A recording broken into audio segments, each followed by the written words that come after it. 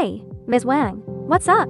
After watching your previous video demonstrating how to use a through-beam photoelectric sensor to achieve a full stop function, a customer left a message. Your method only works for a single feeder full stop function, but their current feeding environment requires 2 feeders to be fed simultaneously. Is there any way to implement a full stop function for 2 feeders? Of course, the full stop function for 2 feeders is slightly more complex than that for a single feeder. Follow Ms. Wang's instructions step by step to learn. First, we need to prepare 2 through-beam photoelectric sensors and connect them to the controller as shown in the diagram. Then press and hold the function key and the up key for 2 seconds to enter the advanced parameter setting mode. Press the function key to switch to the T1 state and adjust the parameter to the normal range.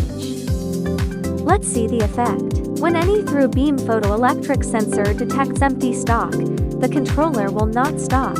When 2 opposing photoelectric sensors simultaneously detect that the material is full, the controller's stop light illuminates, enabling the SDVC31 series to achieve a full material stop function for both feed channels using 2 opposing photoelectric sensors.